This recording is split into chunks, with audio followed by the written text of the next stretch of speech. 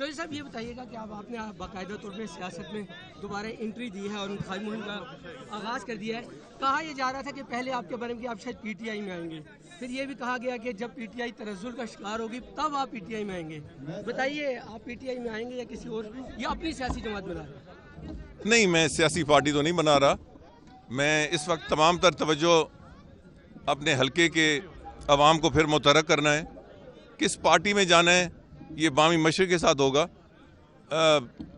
P T I کے بارے میں جیسے میں نے ابھی تھوڑا سا ذکر بھی کیا, عمران خان سے میری ذاتی دوستی بھی ہے, تعلق بھی ہے اور ایک بہت بڑے احترام کا رشتہ بھی ہے. نون لیگ میں بڑے عرصے سے رہا ہوں, میرا ان سے بھی بہت زیادہ رابطہ ہے. مگر اس وقت تو میں اپنے حلقے کے عوام کے پاس اپنی خدمت کے عوض حاضر ہوا ہوں. اس کے بعد ان سے مشرق کے ساتھ کسی پارٹی کو شامل ہوں گے انشاءاللہ. نون لیگ سے بھی آپ رابطے میں؟ میں اس وقت تمام تر توجہ اپنے حلقے کے عوام کو پھر متحرک کرنا ہے. کس پارٹی میں جانا ہے یہ بامی مشرق کے ساتھ ہوگا. پی ٹی آئی کے بارے میں جیسے میں نے ابھی تھوڑا سا ذکر بھی کیا, عمران خان سے میری ذاتی دوستی بھی ہے, تعلق بھی ہے اور ایک بہت بڑے احترام کا رشتہ بھی ہے. نون لیگ میں بڑے عرصے سے رہا ہوں, میرا ان سے بھی بہت زیادہ رابطہ ہے. مگر اس وقت تو میں اپنے حلقے کے عوام کے پاس اپنی خدمت کے عوض حاضر ہوا ہوں. اس کے بعد ان سے مشرق کے ساتھ کسی پارٹی کو شامل ہوں گے انشاءاللہ. نون لیگ سے بھی آپ رابطے میں, آپ نے ابھی کہا پی ٹی آئی سے بھی کوئی رابطہ ہے آپ کا؟ جی بالکل ہے, بالکل ہے. نہیں, آپ یہ کہہ رہے ہیں کہ مشورے کے بعد آپ کسی سیاسی جماعت میں جائیں گے؟ مگر یہ ٹائمنگ کون سی, کہ الیکشن سے پہلے ہوگا یا الیکشن کے بعد, یہ اس کا بھی فیصلہ نہیں کیا. کیا ایسا بھی ہو سکتا ہے کہ آپ آزاد لڑیں؟ بالکل ہی ہو سکتا ہے, بالکل ہو سکتا ہے. اچھا سر, یہ بتائیے گا کہ فوج پہ بڑی تنقید ہو چکی پچھلے دنوں میں, کہا جا رہا ہے کہ اب نیوٹرل ہو گئی ہے. آپ کچھ سیاستدان یہ کہہ رہے ہیں کہ گیٹ نمبر 4 مکمل طور پہ بند ہو گیا ہے. اب یہ بتائیے گا کہ ابھی فوج جو ہے بالکل ہماری نیوٹرل ہے, جو نظر آ رہا ہے, جو بھی صورتحال ہے, آپ کیا سمجھتے ہیں کہ جو ماضی میں جو کچھ رہا ہے کردار فوج کا اور جو اب حالات جا رہے ہیں, اس میں اداروں کو آئندہ کیا کرنا چاہیے الیکشن کے دوران خاص طور پہ؟ اور آپ کیا سمجھتے ہیں کہ آئندہ جو آنے والا الیکشن ہے, کچھ لوگ کہہ رہے ہیں بڑا خونی الیکشن ہوگا, آپ کس نظر سے دیکھ رہے ہیں؟ نہیں, میں نہیں سمجھتا کہ خونی الیکشن ہوگا, یہ میرا موقف ہے. اللہ تعالیٰ خیر کرے. الیکشن ہمیشہ بہت ساری جو سختیاں ہیں اس کو ڈیفیوز کر دیتا ہے. مگر جہاں تک فوج کا تعلق ہے, میرا خیال ہے کہ اگر انہوں نے ایک اچھا قدم اٹھایا ہے تو ہمیں اس کو ویلکم کرنا چاہیے, بجائے اس کے کہ ہم اس میں کوئی ڈھونڈیں کہ اس میں یہ کمی یا یہ بیشی ہے. یہ اچھی چیز ہے. فوج کو اپنا کام کرنا چاہیے اور سیاستدانوں کو اپنا کام کرنا چاہیے. پنجاب اسمبلی کے بارے میں تھوڑا سا بتایا کہ جو پنجاب اسمبلی میں پچھلے 2-4 دنوں میں ہوا ہے, اس حوالے سے آپ اپنا کیا موقف دیں گے؟ میں جان بوجھ کر ذرا قومی سیاست کے بارے میں بھی بات نہیں کر رہا. میں اپنے حلقے پر اپنی تمام توجہ مرکوز رکھ رہا ہوں, اور انشاءاللہ آپ دیکھیں گے کہ میں نے اپنے طول و عرض حلقوں میں دورے بھی کر رہا ہوں اور کروں گا انشاءاللہ. مگر پنجاب میں جو کچھ ہو رہا ہے, میں بہت کچھ کہہ سکتا ہوں, اگر مجھے اس سے فی الحال دور ہی رکھیں تو مہربانی ہوگی. سر, جو احتساب چل رہا ہے, کچھ یہ کہا جا رہا ہے کہ پولیٹیشین کا مزید احتساب ہونا چاہیے. بہت سی چیزیں سامنے آ رہی ہیں, کہیں پر گھڑی چوری کا واقعات میں گھڑی چوری کے جو ہے چیزیں سامنے آ رہی ہیں کہ کچھ. اب یہ بتائیے کہ الیکشن سے پہلے آپ سمجھتے ہیں کہ مکمل طور پہ احتساب ہو اور یہ سب کچھ نکھر کے سامنے آئے تاکہ آئندہ جو الیکشن ہو مزید اس میں ٹرانسپیرنٹ ہو جائے؟ آپ مجھے گھیر رہے ہیں بہت سے مشکل سوالوں میں. میں نے تو یہ سنا ہے کہ جب سے ہم پیدا ہوئے ہیں, میں نے یہی سنا ہے, یا جب سے ہم ذی شعور ہوئے ہیں, ہم نے یہ سنا ہے کہ احتساب ہو رہا ہے. مگر جب احتساب ہوتا ہے تو وہ یک طرفہ ہوتا ہے. تو مجھے نہیں پتا کہ اب کس قسم کا یہ احتساب ہوگا, مگر جب بھی ہو وہ ملک کے لیے اچھی بات ہے. ایک سینئر سیاستدان ہونے کے ناطے سر اتنا تو بتا رہے کہ اگر پنجاب اسمبلی اور کے پی کے ڈیزالو ہو گئی ہے تو الیکشن صوبائی اسمبلیوں کے ہونے چاہیے یا سارے مشترکہ ہونے چاہیے؟ نہیں, اگر یہ تو میرا خیال ہے کہ اس میں سیاسی جواب کی تو گنجائش نہیں ہے. اگر یہ صورت بنتی ہے تو پھر تو ایک آئینی مسئلہ ہے کہ ان کے الیکشن پہلے ہوں گے. سر, آخری سوال ہے, عدلیہ کو آپ کیا سمجھتے ہیں کہ جو حالات جا رہے ہیں, تمام جو معاملات ہوتے ہیں اسمبلی میں جو کچھ ہوتا ہے وہ جا کر عدالت میں معاملہ پہنچ جاتا ہے, تو عدلیہ کا کیا کردار ہونا چاہیے؟ میں اس پہ کیا کہہ سکتا ہوں, آپ مجھے گھیرے نہیں. مگر میں ابھی تک باقاعدہ میڈیا سے انٹریکٹ نہیں کرتا, اس لیے میری ریکویسٹ ہے کہ آپ بے شک فوٹو لے لیں میری بھی میں ابتدائی جو بات کروں گا اس کے بعد کیمرے بند کر دیں. اس کی وجہ یہ ہے آپ کی عزت احترام میرے دل میں ہے اور میڈیا کے بغیر تو سیاستدان پنپ بھی نہیں سکتا. مگر ذرا میں کچھ دیر بعد انشاءاللہ انٹریکٹ کروں گا, تو اس لیے بہت سارے مجھے گلے ہوتے ہیں کہ ہمیں نہیں بلایا. تو آپ کے آنے کا بہت شکریہ. آپ ضرور میرے باتوں کا رپورٹ کر سکتے ہیں مگر ریکارڈ نہیں کر سکتے. میری ریکویسٹ ہے آپ سے. شروع کرتا ہوں اس کے نام سے جس کے نام سے ہر ابتدا ہے, جس کے نام سے ہر انتہا ہے. اس کی حمد و ثنا الحمدللہ کہ وہ میرے محمد کا خدا ہے. بسم اللہ الرحمن الرحیم.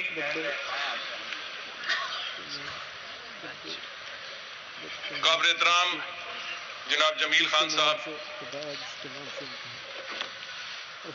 بڑی لمبی لسٹ ہے. اگر میں چیئرمین صاحبان, ملک مہربان صاحبان, طارق تنویر صاحب کا اور باقی دوستوں کا نام لینا شروع کروں, میں سب کی خدمت میں سلام پیش کرتا ہوں اور آپ کا شکریہ ادا کرتا ہوں.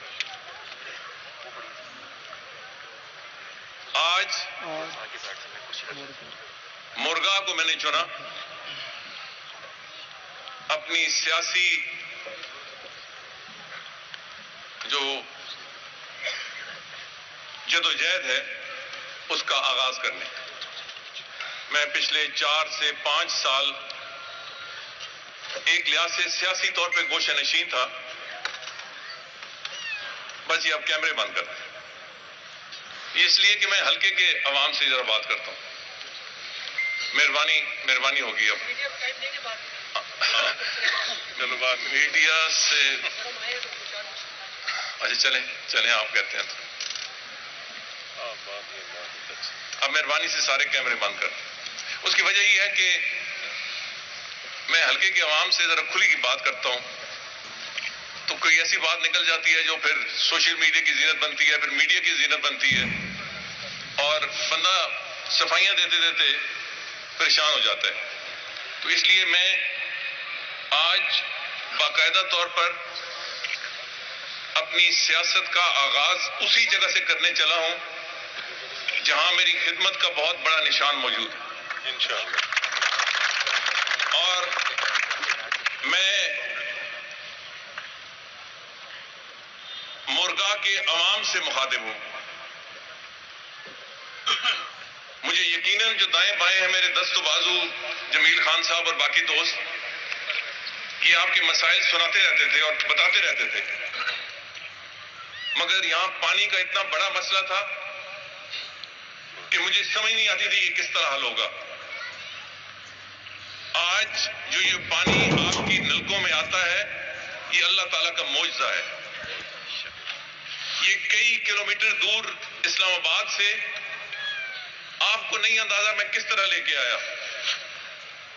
2.25 ارب روپیہ اس پہ اس وقت خرچ ہوا. آج کل تو میرے خیال 2-3 ارب اس پہ شاید خرچ ہو تو کم ہوگا. مگر یہ کس طرح ہوا؟ میری وجہ سے نہیں ہوا, یہ اللہ تعالیٰ کے کرم سے ہوا اور آپ کی قسمت تھی. مرغا کے غریب لوگ, مرغا کے عام آدمی کی دعائیں قبول ہوئیں اور اللہ تعالیٰ نے مجھے توفیق اور طاقت دی کہ میں وسیلہ بنوں. آج مجھے کسی عہدے کے پر اتنا اطمینان نہیں ہوتا, آج مجھے اپنی کسی کارکردگی پہ اتنا اطمینان نہیں ہوتا جو مرغا کو واٹر سپلائی اسکیم دے کر مجھے اطمینان ہوتا ہے, کیونکہ یہ حقوق العباد ہے.